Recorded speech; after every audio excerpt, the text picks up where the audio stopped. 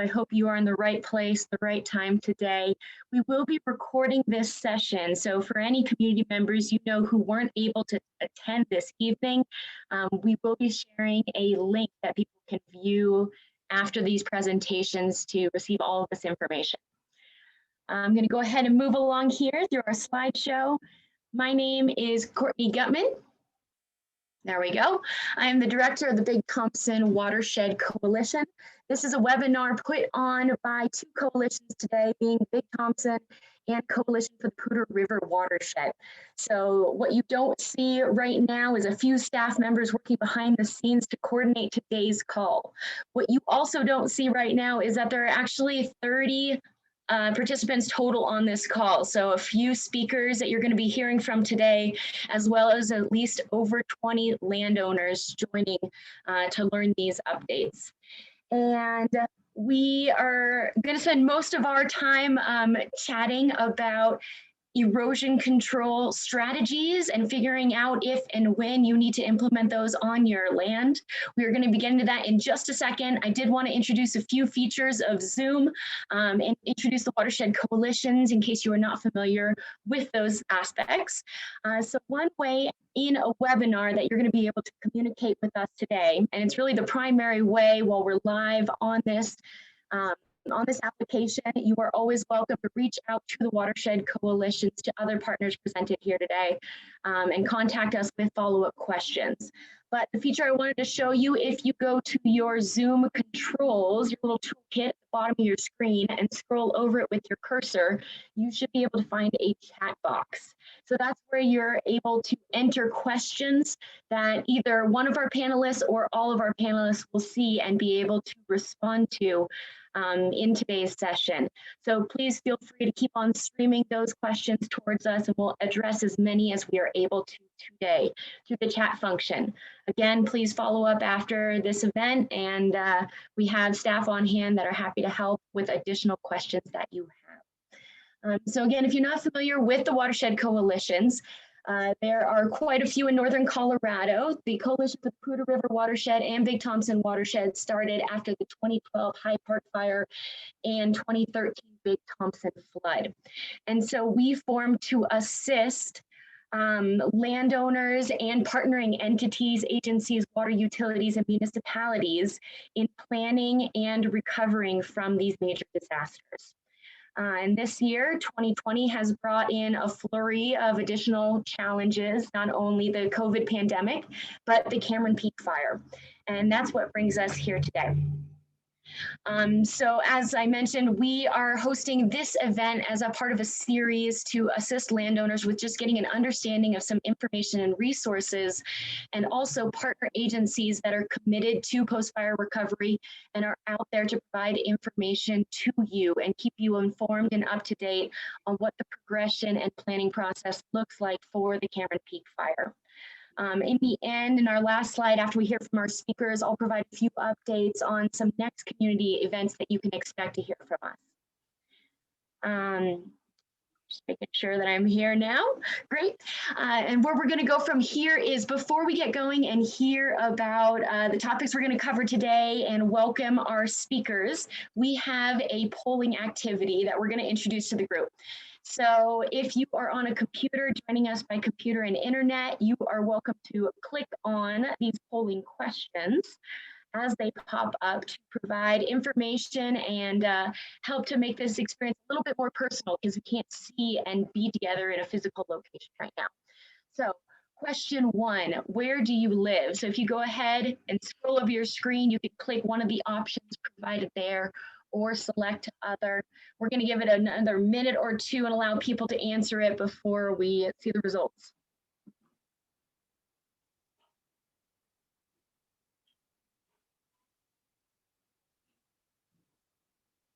And I am actually not the magic mouse behind this screen, so I will go ahead and let others answer these questions.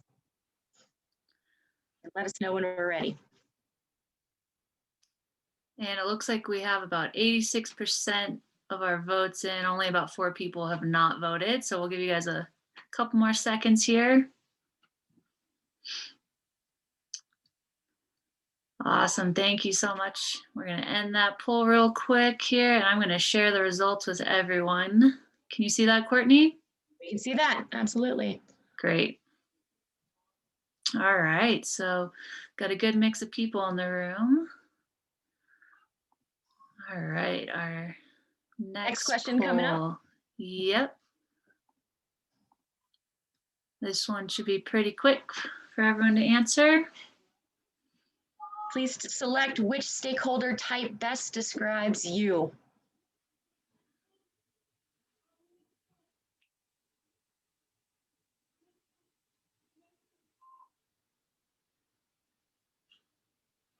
And we have invited primarily private landowners to this mix, but I'm sure word has also gotten out to some of our partners and other people who live in both the Poudre and the Big Thompson watershed. Great. Looks like we have almost everyone in, and that's 100% there. So I'm going to end it, and I'll share the results. Private landowners, 93%. Fantastic. Great. And our last question here for you all should be very easy.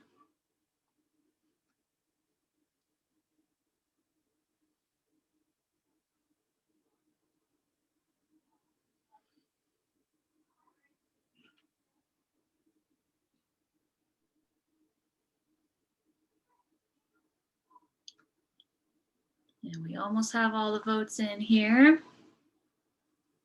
Great. Last question, was your property affected by the Cameron Peak fire?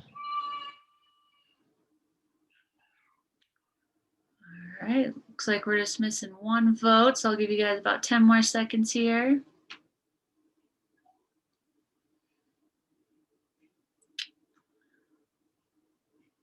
All right, so we're gonna end it here. We almost got 100% participation on that, so I'll show the results. So looks like majority were affected by the fire. Sorry to hear that.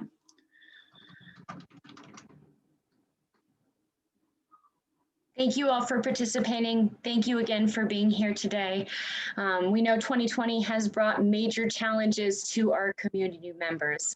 And one thing, thinking of our fire, is trying to figure out what the level of impact is, what the level of damage is across this major 208,000 acre fire.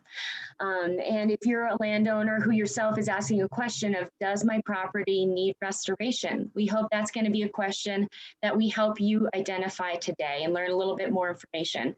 If you do want to pursue restoration yourself, we also will be working to provide you some techniques and background on how to control erosion, being the major theme of today's topic, or the major topic of today's presentation. We will be potentially providing another webinar, but we realize that there's also another webinar series being out there and publicized. So we will let you know how to track that down. But other interest areas come in revegetation. How do you know what to revegetate with, when to revegetate, when to put seeds on the ground, and when to put starts and plants in the ground. So today we're really going to focus on the erosion aspect of it. If we still do have high interest in the revegetation and planting aspect of restoration, we can come back to you with a webinar or point you in the right direction for resources. One thing we want to acknowledge, we know there's a lot of impact that this fire has caused to a lot of people and a lot of landowners. Wildfire is a natural process in our Colorado forests and across the West. But that being said, the post-fire processes like erosion and flooding, they do pose huge risks to our communities, infrastructure, and water resources. And so that's largely why we're trying to come to you with this information, with these resources. If you decide you want to pursue restoration on your own, or seek other assistance, then hopefully this will give you an idea of where to get started. And as I mentioned, we're going to be hearing from a few speakers. So first off, we have Blake Osborn with Colorado Water Center at Colorado State University.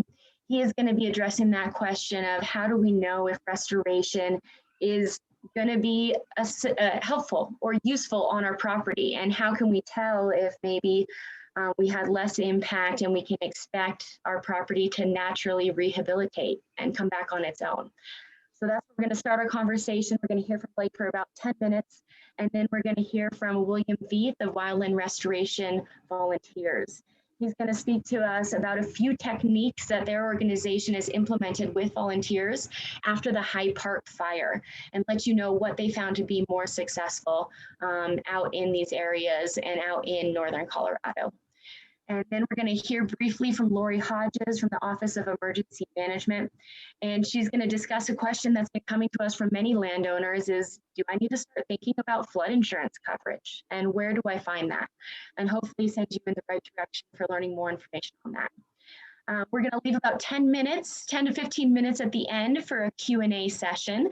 And as I mentioned before, please feel free to pop up that chat box, type in questions along the way, and we will do our best to respond to them in the chat box or at the end in that Q&A session. So with that, we'll go ahead and get started and hear from Blake as our first speaker. All right. Thank you for the introduction. I very much appreciate that, and I'm very happy to be speaking with you all today. I'm going to try to share my screen now. I hope it works. I also have to just put out a disclaimer. I have a 9-month-old and a 2-year-old, and it's dinner time. And if you hear a random squeal in the background, I apologize preemptively for that. Are you guys seeing a PowerPoint, Courtney? Awesome. Okay. So as Courtney mentioned, I'm going to talk a little bit about some of the first steps to take after a fire goes through to kind of do a quick assessment of your property to look at vulnerabilities and potential risks. Part of this is going to talk about a program that I administer through the Water Center, which is called WAVE. And WAVE is the Watershed Assessment and Vulnerability Evaluations program. And essentially, it's a program designed to assist landowners in quick, rapid response assessments to identify the potential and the threats from flooding and erosion. So we do offer that service. I've already worked several fires this year around the state, starting to pick up work on the Cameron Peak right now. So if any landowners are interested in talking or working through this with us, we can definitely provide that sounding board or that ear going forward through this program. So just wanted to mention that. But yeah, I work for the Water Center. I don't have a ton of time, so I'll refer to my contact info here, but I'm always happy to talk or answer questions as people work through their recovery plans or help to build recovery plans as well.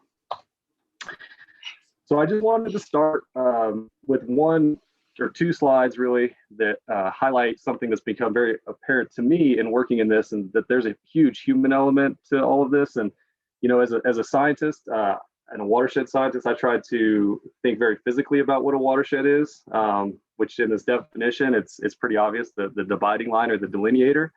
But a fire is a real turning point for the management of somebody's land, or turning a new page on the possibilities. And I know it's such a defining moment in life, but there's a lot of opportunities that might pop up. But having a good plan is really what's going to set that on the right course. So just a couple of things that I work through with landowners is, right after a fire, can be a lot of confusion, or there's certainly a lot of activity in some cases. And in other cases, landowners say, well, I haven't heard anything. I don't even know where to start. So I think one of the first things to do is just to ask yourself, what's really important to me? This is a new chapter, and maybe there's been enough time since the Cameron Peak fire. Maybe several of you have already done this, but really, what are your priorities for recovery? And that can take a lot of forms, and we'll talk through a couple as we go. The second is, how can I achieve these goals? So again, I think that's why we're here today, is to talk about a few tools and strategies to use to assist in recovery. And again, this is another point why we're here today, I think, is to offer an option for different assistance programs. There's sometimes a lot of assistance, and other times there's no assistance, and it's kind of hard to get a feeling for this when people have never been through this before. Wildfire is such a new thing. So knowing the right strategies to take to plug in with the right groups There's financial assistance that's available in certain cases, technical assistance, but it's finding those right places to plug in. And then finally, the be-all question, where do I start? How do I get going? So I think that's hopefully the conversation that I kind of want to kick off today is where to start. And I'll qualify all of this in saying that, recovery is a big job. And really what I focus on and what the WAVE program focuses on is this first part of this pyramid here, which is stabilizing the water cycle. So I'm sure I have a bias being in the water center, but I believe that, all recovery starts with a stable water cycle. And from that, then you can, get soil moisture, restore plant, animal habitat, restore biodiversity, and possibly even create some new opportunities from the fire that weren't there before. An example is, working with a landowner that had a wet meadow that was getting encroached upon with trees. Well, now the trees aren't there anymore. So how can you change your management strategy or objectives to maybe, enhance wildlife habitat or water quality or whatever is important to you? So there could be some unique opportunities out there with the right strategy. And again, this is, the focus of WAVE is flooding and erosion. And just here's a little bit of a relationship triangle, but really this is to say that, there's a lot of people that are going to be in the same boat, and some unlikely partnerships might form from that. But that's where a lot of the momentum needs to come from, is from, coalitions and people working together to alleviate sediment transport, or, trying to look at different burn severities and how that affects revegetation or regeneration.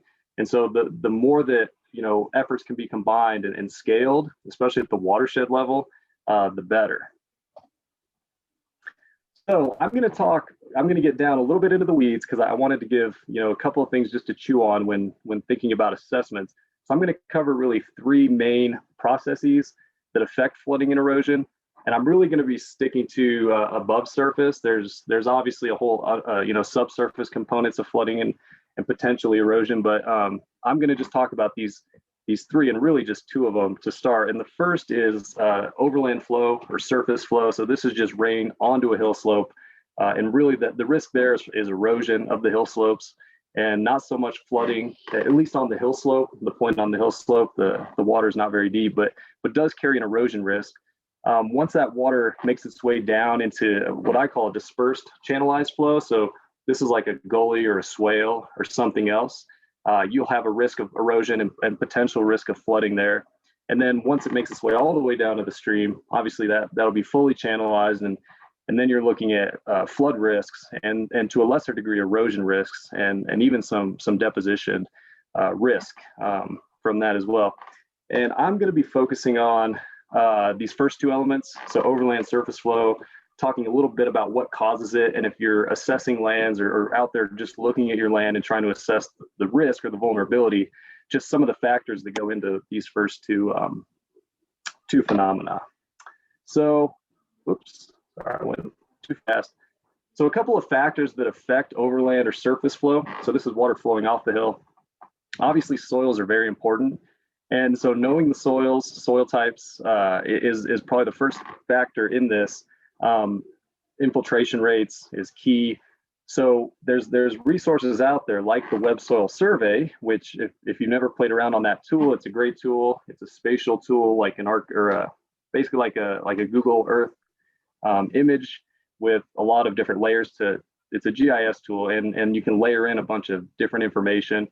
However, that's obviously going to give you, in situ conditions of mostly pre-fire conditions. But it's really good to talk about soil type and everything. It's not obviously the only factor in determining surface flow, because after a fire, something that's very important, burn severity and soil burn severity, and how hot that fire was, close to the ground, changes in organic composition of the soils, potential for hydrophobicity and everything. So those two factors weighed together are going to be a big determinant of this overland or surface flow.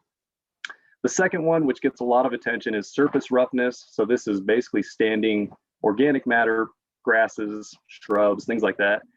Very important for eliminating or reducing raindrop splash, which can actually be a pretty big factor in pounding the soil and creating a seal to create this overland or surface flow. And the surface roughness is indirectly tied to soil burn severity. So typically the hotter, the higher burn severity. You get less organic matter left after the fire. And so obviously there's not going to be as much to slow that stuff down. Third being topography and slope. These are very important factors as well for evaluating how much overland or surface flow there might be. Slope percent is important, but one that doesn't get as much attention and something that you should definitely look at is the slope length. And so you might have a hill slope on one side that's short and steep, and you might have another one that's long and a little more gradual. But if you have, say, high burn severity on this long and gradual, the amount of force and speed or velocity that water can pick up will have a big impact on like the erosivity of that hill slope. So looking at slope length is just another factor that you should layer on when looking for vulnerable hill slopes on your properties. So a couple of different treatment options. I'll breeze through this because I think Will's going to hit this, but there's different treatments, things like mulch, wattles, silt fences, log erosion barriers, erosion control nets. These are really good at the hill slope scale. And then going one step further, so you follow the water down the hill, and then it'll get into what I'm calling this dispersed channelized flow. So this is a pretty, obviously an exaggerated example of what it can look like.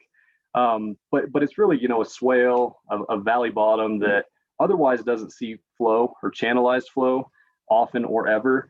And these are going to be particularly vulnerable spots now for erosion, obviously. And so a couple of things to think about when assessing or ranking how vulnerable they might be. Think about catchment area. So the more, the bigger the area, obviously the more potential for more water. The soil types are important, not just of the hill slopes, but also of the channel bottom itself. So if for some reason this isn't a good example in this photo, but say there's, an old valley bottom that doesn't flow anymore, but could have a lot of alluvial material in it, boulders or cobbles or things like that. Obviously, you're going to be a little bit more protected versus a real loamy or sandy soil coming down through the middle. So the erosivity of that soil in the swale is going to determine a lot of this sort of incision or head cutting. So be cognizant of the soil type in the swale. And then obviously a huge factor in flooding and erosion, again, topography and slope, kind of goes without saying. And so a couple of treatment options, again, just quickly, I'm going to just kind of plant the vernacular just so that we can look at these as we go forward. But check dams or check steps like this one over here, this straw bale check dam, sediment basins, and there's a lot of questions I usually get about this and the legality of some of these because of Colorado water rights and stuff. And so there is some case specific things to work through when looking at sediment basins, but generally, especially post fire, they're pretty widely accepted in most cases. And then debris racks, because coming straight off the hill slopes like this, there's a good chance for debris. And so thinking about how that might be caught further up in the watershed before it gets to a bridge or a culvert. So just to kind of wrap this up and kind of also talk about the opportunities going forward. If you do your own site assessments, there was, again, just a really quick and brief explanation of some of the factors to consider when you're looking at vulnerability of different hill slopes or swales or channels. But if you do want to talk a little bit more, have a little bit more help with some of this, we can offer an assessment service through Wave. It's a free service, and we work with our partners in the Forest Service, Extension, and a few others to essentially put a somewhat of a recovery plan together. We don't do any of the work, and we don't have any money. So, we don't do any on-the-ground work, and we don't have any money. So, but we do try to partner or put our landowners into contact with our partners that do have money, like NRCS and things like that. So it's really, the Wave is just a first step, kind of a plan. And then there's a lot of dominoes that have to fall after that, but that is available. And here's just like an example of some of the stuff that we do. And I think, this is my last slide. So I'll close by just offering a few photos of some conditions that I've looked at around the state this year. And just starting up here, it kind of goes without saying, but obviously the burned areas can be considered a really high hazard area. So be very safe when walking around trees or under trees. They can rot out or burn from the inside, and careful of that. But also, even I ran into a lot of these willow stems this year that a lot of these fires burned so hot they would go right through riparian areas and just leave these little nubs of willows that were real sharp. So it's just be very careful as you're walking through or driving a truck. And yeah, just looking at some of these photos just to kind of highlight some things to look at. In this one up here, this could be a good opportunity for, say, like a rock check in here to capture some sediment, and perhaps even some wattles along these hill slopes, the toes of these hill slopes, or silt fencing. I wanted to point out this one in the right hand side here, because what's going on is there's some water coming down, but really the value is behind me. There's a spring. And so this is just an example of how quickly sometimes things can recover when there is water. So I would place a high value on trying to protect wellheads, springs, things of that nature from erosion, from getting silted in or clogged or things like that. So because it'll just catalyze that recovery even more. Over here, there's a couple of pictures of a culvert. And the reason I put this picture in is because a lot of times culverts might not be in the best shape, and people might think, oh, it's a good opportunity to upsize my culvert now. I'm going to get a lot more water, and I know that's not going to handle it. And that might be true, but I would say that culverts are one of those things to really consult with. NRCS is a really good one because they have engineers, but in a lot of cases, it makes more sense to do, say, like a low water crossing and actually pull a culvert out for a couple of years. So before you spend money to put in a culvert, it could get clogged with sediment. Just know that culverts are notorious for just being you never can get them right after a fire. They're really tough. So before you replace culverts, just know that there could be some other options. And then obviously over here, there's a head cut, and these are only going to be more vulnerable and more susceptible to erosion going forward. So again, high level, just a couple of things to think about as you're assessing your lands. And yeah, I think that's all I have. Great, thank you, Blake. I see questions coming in. We're going to hold off on these questions and bring them forward to the Q&A session at the end. So Blake, thanks so much. Feel free to turn off your screen and stay on standby for those Q&A sessions. Next, we're going to be hearing from William Vieth of Wildlands Restoration Volunteers. He is the current Forestry and Watershed Program Manager. So Will, feel free to join us on the screen here and take the floor. Okay, I believe I'm on. You got me here? All right, I will share my screen right now. Let's see. Believe I've got it. Everything look all right? Yep. Okay, so my name is William Vieth. I work with Wildlands Restoration Volunteers. We're an organization, if you're not familiar with us. We're a little over 20 years old. We started with a group of 20 people in a field, just saying, hey, we want to do some good stuff. And we've grown since then. We're now up to over 3,000 volunteers actively participating in the restoration of Colorado every year. Let's see, we have 7 different programs covering different kinds of work. As you'll see there, I won't go over absolutely everything, but please know that we are currently doing over 120 projects per year, and we keep on growing. The reason that I'm here talking to you is because we were around after the High Park fire. In 2012 and 2013, we handled WRV over 50 projects doing fire restoration work, post-fire restoration work, bringing to bear over 1,000 different volunteers over those couple of years. And so we have a little bit of experience, I should say, just knowing what an individual can do that's going to help in restoring Colorado after a big fire. So I'm hoping to share any of that expertise here.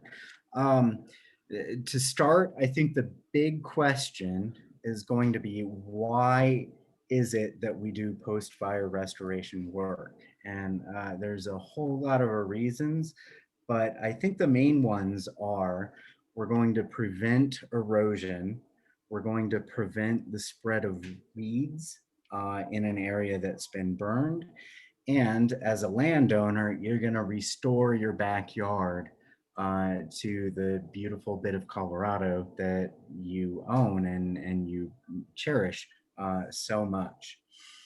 So how do we do those three things? And I will just say first, and I will also say last, the most important thing that a given landowner can do is to spread some seed. You spread native seeds out there in a burned area, and you're going to accomplish multiple things. First of all, the seeds that grow, like the grasses and the forbs and whatever else, they go in there and they hold on to soil and they prevent erosion. They prevent a whole bunch of other things. Second, they're going to go in there and they're going to be taking those resources that weeds are so successful at taking for themselves. And by having native species of grasses and wildflowers and so forth, you're going to prevent the future establishment of weedy species that are out there. And then finally, it's just going to go a long way to restoring your backyard to the beautiful little spot that you care enough to work towards recreating. So again, first and foremost, we want to spread seeds out there to regrow things. All right. Here is a list of other erosion control methods that anybody could put into place. This is also what I kind of call a list of best efforts that often don't work out well. So we can mulch. So we spread perhaps a straw or wood straw mulch, it's called, or we chip things up and we spread them out. A lot of times it's not possible to get mulch into the places where it's most efficacious and also get it to stay there. So post High Park fire, a whole lot of studies have been done. And unfortunately, it shows that in terms of return on the money that you're going to spend mulching things, it's actually pretty low. If this is your backyard and you're willing to pay whatever, absolutely get some straw mulch out there. Find a way to crimp it into the ground, which is just push it into the soil so that it won't blow away when we get our Colorado winds and everything. If you can spend literally 4 times as much per acre, you can get wood straw mulch, and that stays longer and blows away less frequently. But again, the sad truth is that it doesn't make a huge lot of difference. Other erosion control methods that you can do, straw wattles and contour logs are basically ways to put barriers along the contour of any sort of hill slope. If these are installed well, they can do a lot. They capture sediment, and then they capture seed, and they capture moisture, and they can promote the growth of seeds and other vegetation that will hold things together long term. Again, this is a sad truth. Most of these structures, when they're put out there, aren't necessarily put out there as best as they could be. And if they are installed like not the best way possible, they'll create situations where water and sediment and lots of things gather in one spot and then channelize, and then you actually make erosion worse. So this is all very dismal, and that's the fact of it. You can install erosion control blankets. So this could be, as in the picture, jute matting, or there's straw matting that's a lot lighter. This is very, very expensive and very labor intense. If you wanted to pursue this, I would only recommend it in critical stream drainages. Something where maybe you bring in water for your house, or it's close to a road that you need to use, something like that. And I would also recommend bringing in a contractor that can direct you in installing this as best as possible. These are very effective, but they're also finicky. And if they're not plastered to the ground and they're not installed in the right way, they can do more harm than good, much like most of our erosion control methods. Similarly with dikes. I'm glossing over things here because we're very time constrained, but this can all be I'm happy to take questions after this call and by email later on. But one thing I will absolutely recommend to homeowners is to be proactive on installing culverts or increasing culvert capacity. Post High Park fire, we saw sedimentation and water loads increased by 30 to 60%. So if you've been at your property and culvert has been working year after year for 20 years, you might still need to double its size after this fire. We have seen massive overloads and just clogging and everything. Private roads have been utterly destroyed and people have been unable to access their homes. And 100%, if you spend a dime now in prevention, you might prevent $1 of restoration later on. And then again, as I said, first and last, seed your property. Getting native seeds out there is going to accomplish everything that you want to do post-fire restoration. My preferred vendor is Western Native Seed.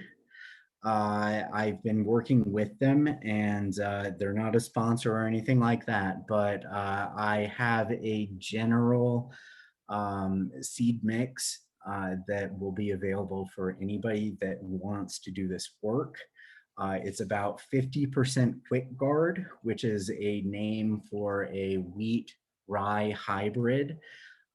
It grows quickly, it grows big, it gets roots in there, and it's also, because of how it's grown, sterile. So it goes and it stabilizes everything for a year, and it doesn't produce more species. The other species in the mix that I'm going to recommend are just kind of the workhorses of grasses in Colorado, all native species. And then my recommendation is about 5% of that mix is going to be native wildflowers appropriate for different elevation ranges in Colorado. Wildflowers and other plants will come in later. But if you get even just a couple seeds out there and you get one plant to grow over its lifetime, it might produce another 10,000 seeds. So my recommendation is to pay a little bit more for a tiny bit of those forbs and wildflowers, and then let those propagate from there. And that's about it. If you live from the foothills up to 7,000 feet elevation, the seed mix at Western Native, it will be called the WRV mix. That'll be available. I will have a high altitude seed mix recommendation going forward. But that's about it. And then I'm gonna leave as much time as possible for questions after this session, specific to yourself and specific to anything else. And then my email address and my cell phone number are also available.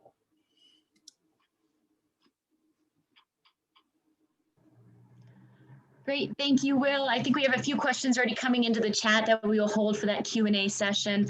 Briefly, we're going to hear from Lori Hodges at the Office of Emergency Management with Larimer County, and she's going to give us a quick introduction to the question on flood recovery or flood insurance. Then we will get to our Q&A session. Lori, welcome. You have the floor. Hey, can you all hear me? Yep. All right. So yeah, I was asked to talk a little bit about flood insurance, and I do get questions from folks occasionally about, hey, should I get flood insurance? And the answer is always yes. But following a fire, it's even more so that you guys should seek to get some flood insurance. So I am going to put in some information into the chat for you. The National Flood Insurance Program, we are a NFIP community. So our county is part of the National Flood Insurance Program, which allows anybody in the county to get flood insurance. That insurance, it isn't part of your normal plan. So if you think about your household insurance, you would not be covered for any kind of water that comes down from erosion or any kind of flood issues that we might have because of the fire. Without flood insurance. So especially now, it's important to try to get that that policy. You can go through your normal insurance company, and then if they don't have a policy, they should know where you can get it. But I did put in the chat the phone number for the NFIP, and then also the floodsmart.gov. That helps you find a provider that might be able to provide you flood insurance. So all that I did when I moved into my new house was I just reached out to my insurance company. I told them that I wanted to get into the National Flood Insurance Program and get flood insurance. And they just, I'm with State Farm. They're one of the folks that use give flood insurance claims pretty frequently. They just worked with FEMA, got me the claim, and then it's once a year I make a payment, and that's all there is. Now, I don't know how much it's going to cost some of you guys for flood insurance because I just don't know your areas and what the cost would be, but it is definitely worth looking at.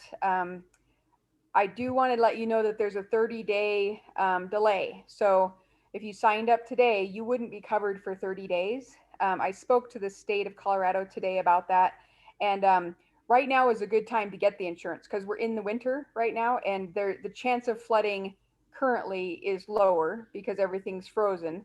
But this spring and summer, we don't know what rain events we're going to have. We don't know what erosion issues that we're going to have in the different parts of the fire area and the downstream communities. So just making sure that you're covered is best. Nobody can be denied for flood insurance. So even though you were just part of that fire, the NFIP program is available to you and you can get that coverage. So I don't know what else really to talk about for the flood insurance. It's pretty straightforward if you talk to your insurance agent, but I highly recommend it, especially after fire, because everybody knows that flooding is one of the consequences of fire. So you just don't want to be at risk if your house survived the fire to then have flood issues in the future. So, and what you could do too is if you really don't want, or if you really don't think you can afford it long term, is at least for this next couple of years to try to get through the kind of the worst part until we can start getting some of the more some of the vegetation to come back and have less erosion issues. Plus, then we're going to know about what some of the problem areas are and maybe be able to do some mitigation. So again, it's just a good way of protecting your home and protecting your assets. So hopefully I answered the questions that you guys have. There's not really a lot to it, but if there are questions, just let me know. I do have some updates for you guys though. So if there is time in the Q&A, I'd love to give a few updates about what we're doing for spring and summer, because I think some of the questions you guys have, we have some programs that might be able to assist there too. Yeah, Lori, thank you. I was just reading the comment in the chat box where you mentioned the risk assessments that have been done. So why don't you go ahead and communicate that now? Okay, yeah, so we knew that the Forest Service was doing a BEAR assessment, which is a burned area emergency response assessment, but that usually covers the forest itself. And so, and it looks at the forest from a Forest Service perspective. What we wanted to do was look at the fire holistically and look at private lands and what those impacts are going to be to private lands. So our contractor, they have the raw data. They showed it to us on Wednesday. And they're going to be writing up a report on it. I am going to go over a little bit of it next week with the Board of Commissioners.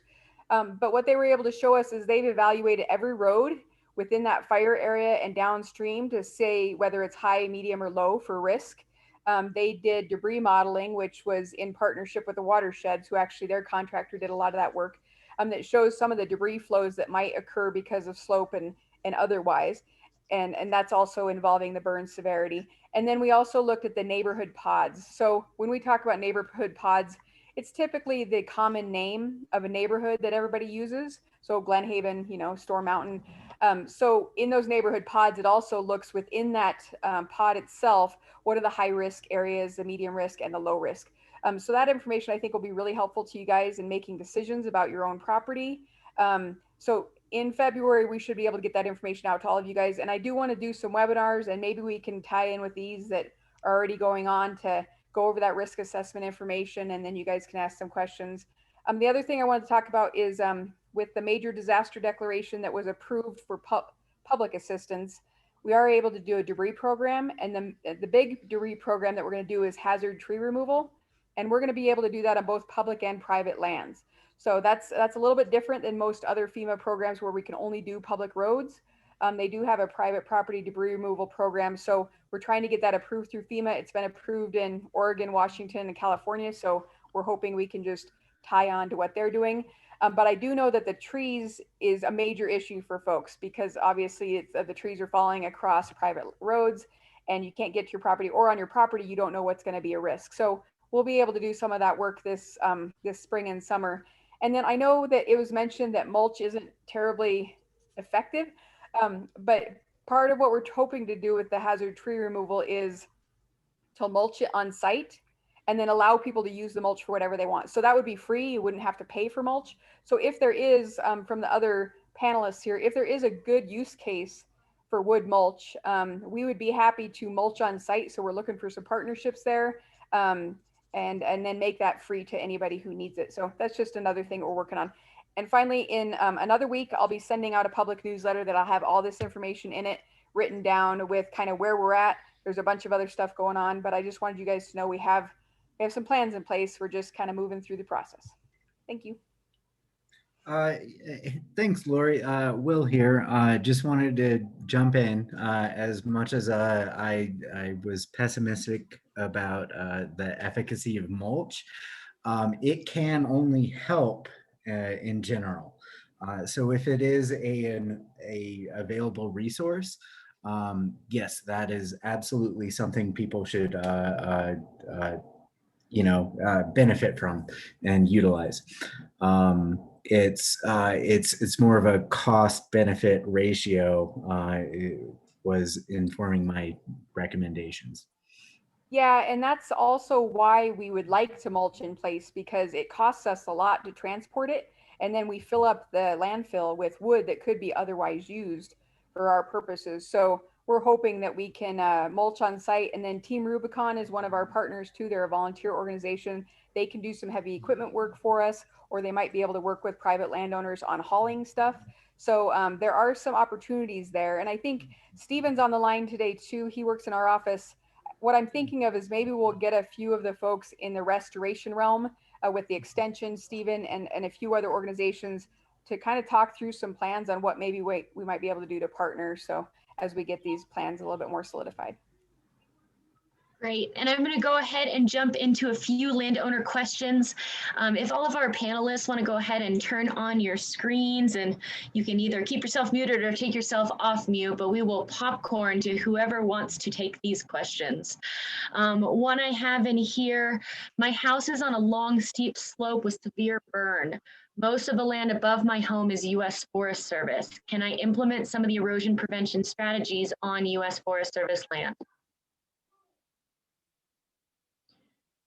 Would anyone in particular like to take this one? Oh, that's a rough one. Honestly, no.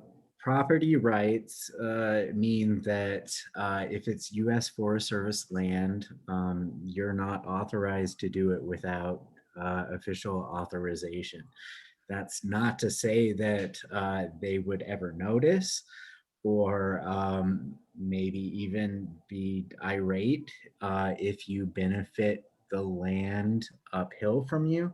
But this is certainly not an official endorsement. But yes, if it's USFS land, you do need USFS permission to do work on it. Yeah, and U.S. Forest Service is one of the primary partners working with Larimer County and a slew of about 30 others at least in understanding risk and prioritize where project work and funding is going to go on the ground. And so they are definitely part of these conversations. And I reiterate what Will said initially, that correct, you are not allowed to do work on U.S. Forest Service land. If it is uphill of you, there might be some erosion control techniques that you could implement on your upper boundaries before major erosion comes through your property. But unfortunately, you're not allowed to do work on their lands. If you do have fallen trees, hazard trees that are on their lands and crossing into communal roadways, there is a permitting process that you can go ahead and submit a permit to be able to remove, cut down hazardous trees if it's prior to what Lori was mentioning about the countywide effort. Okay, we're going to move into the next one here on grasses. What grasses are recommended for revegetation of steep slopes that are severely burned? And where can landowners get these seeds? Will, I know you mentioned some mixes that WRV put together, and some sterile seed, and then also some native seed mixes for long-term restoration, and one seed provider being, what was it, Western Natives? Western native seed is my preferred vendor, but there are a few other in the area, and if you go beyond Colorado, there are even more. Pawnee Buttes seed supplier is based out of like the Greeley area, and they've got a good reputation. But yeah, outside of those two, I would recommend people doing a bit of research. If I was going to recommend specific seeds, the biggest one is going to be Quick Guard, which is that sterile wheat rye hybrid that'll get out there and it'll do the most work like year one, and then give room for anything else that you seed to establish and take over longer term. Other than that, I would recommend slender wheatgrass, western wheatgrass, thick spike wheatgrass, potentially side oats grama, and fringed brome. Potentially, you could also add green needlegrass and Idaho fescue. Those would be the most effective grasses at just getting in there and doing the most work that I'm familiar with.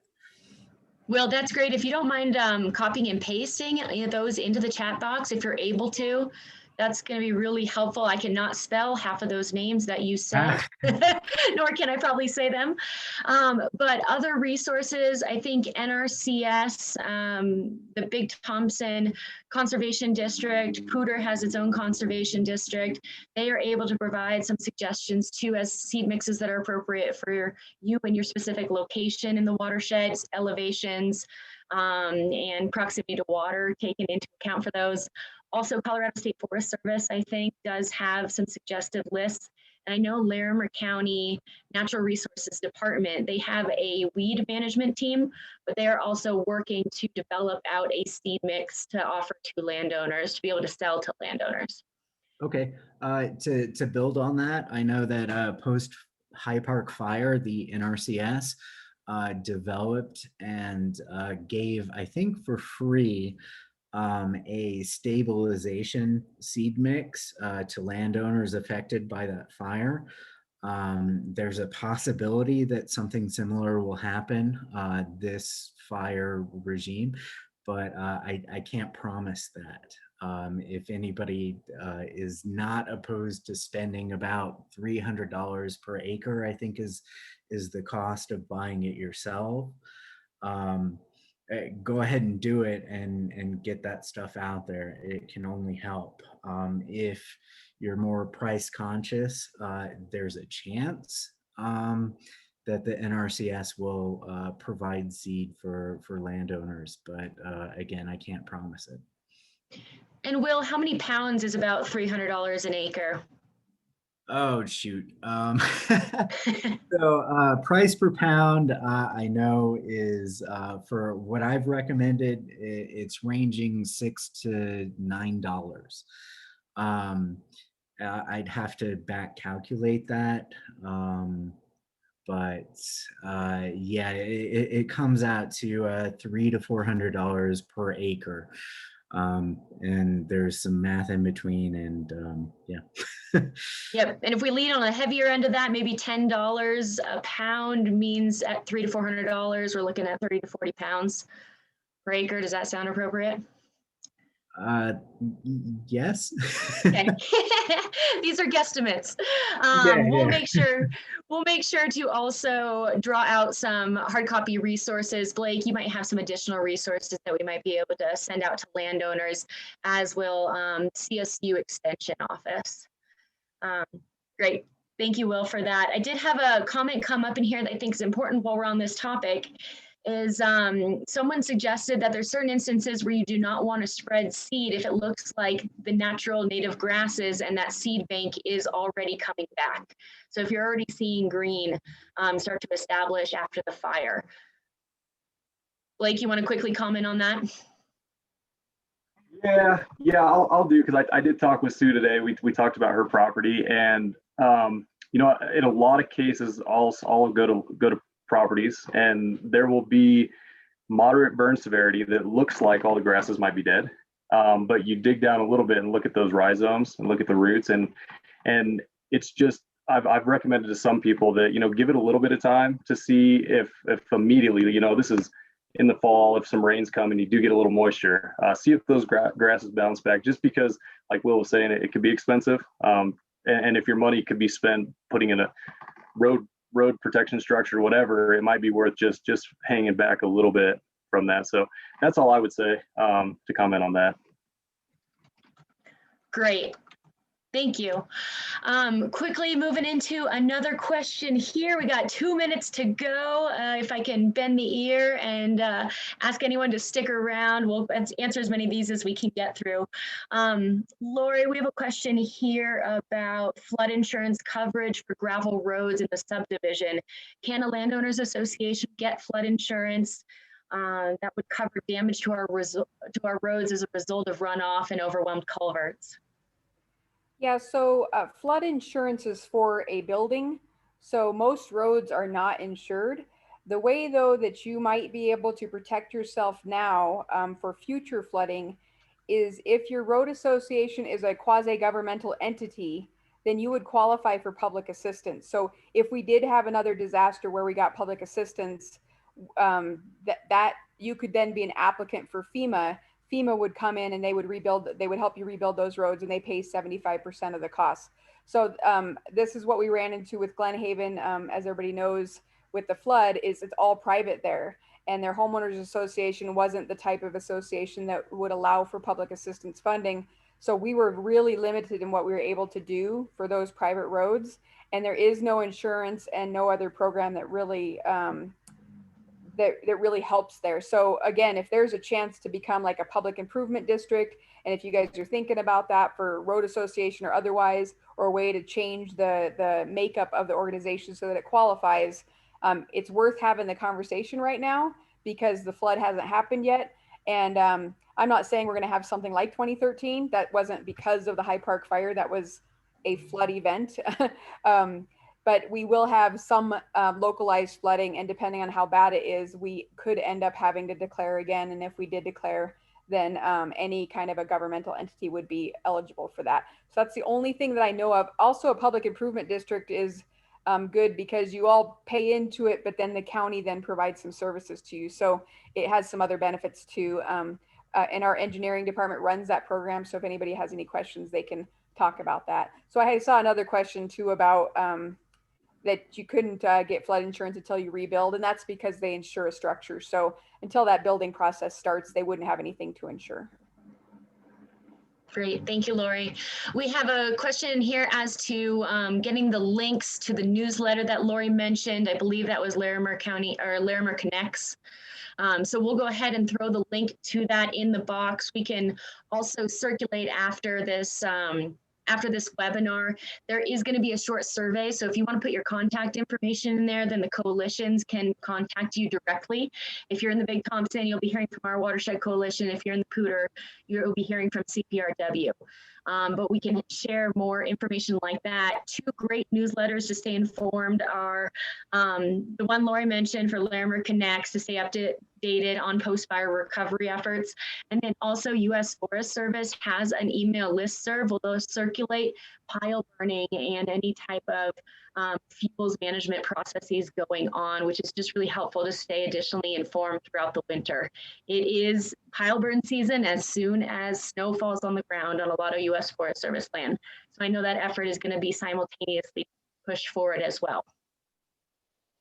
We'll go ahead and put those links up so you have them, and then always feel free to reach out to us to get those if you don't get them here. Let's see, I'll move through a few more questions. Do you all have time to answer a few more questions? Yeah, okay, great. This one, so I'm in the retreat. I would love it if your program could come out and cut down my burned ponderosas and mulch them in sight. Great, John, go ahead and get a hold of us or provide your email address so we can reach out to you. Question here, is there a way to assess the risk of normally dry water courses across our property? Sounds like a Blake question. Yeah, and that's a great question, because that's a great place to look for vulnerabilities. And I would say, you know, there's a couple of questions that you could kind of put down on paper to start looking at sort of a vulnerability rate ranking. And again, this would be, again, you know, very qualitative. But one question that I would ask is like, how often does that stream channel, if it is dry, how often does it run water, if ever? If it's like, oh yeah, it does in the spring, but that's it, then has a pretty good hydrologic connection with some other water source. So the chances of it having a bigger impact are greater than something that runs maybe once every 10 years. So I would just, you know, come up with a list of questions about, you know, the catchment area, like I mentioned, is a big one. Any sort of soil factors, the perennialness of the stream would be an important factor. But yeah, you know, it comes back to the boots on the ground is a really important thing to do. So knowing the system, and if anybody else could get out there with you and assess some of the variables that, or we could talk through it. I'm happy to talk through it with you, but there's a couple of other things to factor in, but there's definitely a way to kind of come up with a priority system for which ones to treat. And sorry, I don't want to take too much time getting into it, but yeah, it's a really good question. And I think, you know, just starting out on asking a few of those broad questions is a good starting point, but happy to talk about it more specifically if anybody's interested. Great. And Blake, will you quickly touch on hydrophobic soils? What does that mean, and why is that a reason to worry? Yeah, the hydrophobic soils occur. It basically when a fire comes through, and typically it correlates with higher burn severities. That when you and also whatever the parent material, what kind of plants were there, organic material was there before the fire. But when the fire comes through and it gets so hot that it basically can crystallize and form this impermeable layer of usually of waxy material and a few other smaller ash particles that get mixed in, and it just creates almost like a concrete layer that obviously has a big threat for flooding and increases surface runoff, but also could take that soil off with it if that hydrophobic layer is, say, like 6 inches below the soil, which can happen. And so everything above that is really vulnerable to just sheet erosion coming off in big sheets.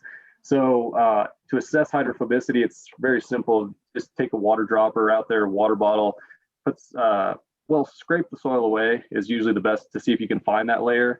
And if you do, test the hydro, put a drop of water on it, see if that water just beads up. And don't be alarmed if it's below the surface. So if you don't see it, if the water goes in, that's not always an indicator of hydrophobicity. Definitely scrape around up to 6, 12 inches below the surface. If I can build off of Blake's, that's really great. My research has shown that post-fire in this region, hydrophobic layers tend to be 1/2 inch to 3 inches in depth. That's just kind of the standard around here. So if you test it, as Blake said, and you see that you have it, it can be useful to break that up, either raking it or just dragging things over. If you've got really flat land, you could till it, things like that.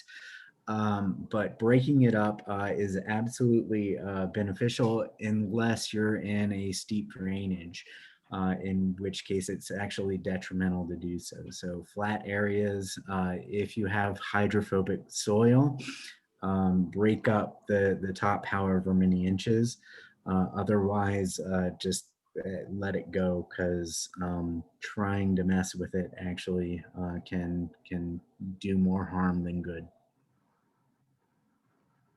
Great, thank you. And I'm going to ask one more question here. If we didn't get to your question, we hope that you will contact us, email us. Please feel free to take a photo of this contact information.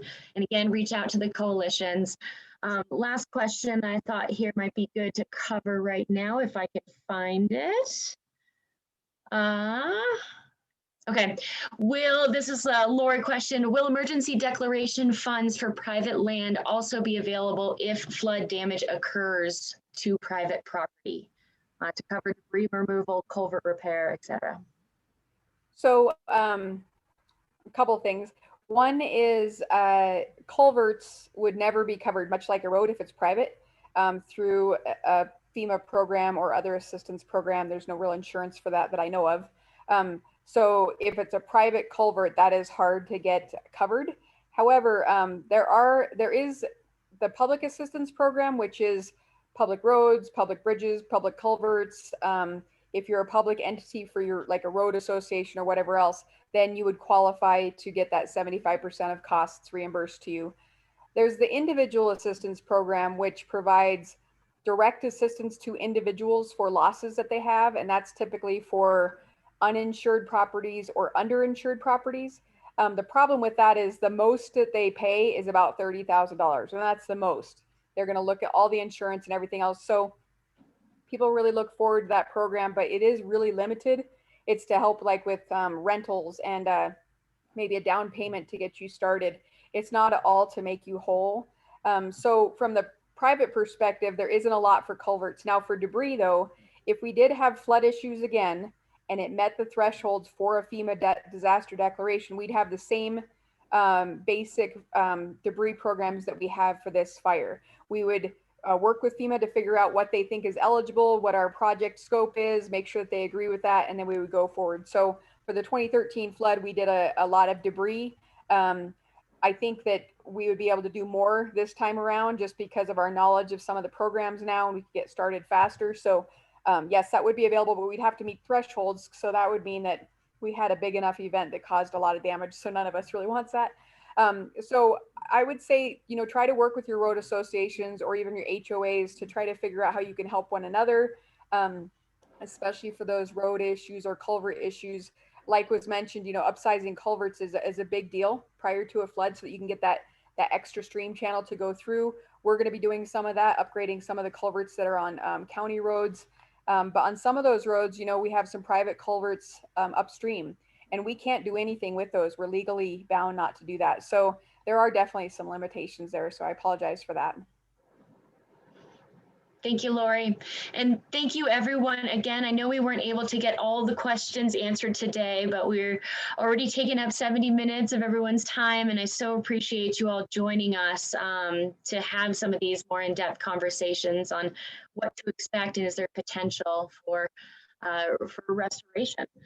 And so a few last comments that I wanted to share before we end this call. So this Zoom is going to close, and then you're going to get a pop-up screen that asks for you to take a short survey, which will allow you to provide us contact information and allow the watershed coalitions to connect with you if you're interested in receiving more information. So please stay tuned for that. You do also have our contact information. You can find us online, and feel free to give the coalitions a call or shoot us an email for additional information. We can set you up in the right directions to find resources and more specific information. In addition to that, I wanted to let you know that Lori, as she mentioned, will, with the Office of Emergency Management, be leading some additional community meetings to kind of set expectations of what the planning process and spring and summer work lineup are going to be for major areas of need, highest need and risk. And so we will go ahead and circulate that and do our best to get it out to you. Please spread that amongst your own community networks, as we don't necessarily have a lot of contacts in the Buckhorn area and some of these other communities that we haven't worked with in the past. So we really lean on you all to help spread that information internally as well. I also wanted to let you know that the hazard mitigation plan that is largely developed. I think it's got its final draft from the county. We'll be going to public commentary and review, and we'll make sure to circulate that link as well in case you're interested in reviewing what the 5-year hazard mitigation plan looks like. Point 3 here is feel free to reach out to the coalitions. We have Facebook, we have contact lists specifically for landowners on post-fire recovery, and we will do our best to recirculate additional information, including recordings of these webinars. So again, please feel free to spread that to people who you know were not able to make it here today. And there's another series of webinars that's going to be taking place from the Southern Rockies Fire Science Network. And so we'll go ahead and circulate that information as well. They cover a whole variety of topics, very similar, but going into depth on erosion control, on vegetative management, on weed management, and other useful strategies for landowners experiencing fire across Colorado. And last I have is just a thank you all for joining us today. Again, please feel free to reach out to us and share your contact information if you want to be in direct communication and circulation. We know you are going through a lot this year. It has not been an easy 2020 and 2021. So thank you for being here. Thank you for participating, and I hope this was useful.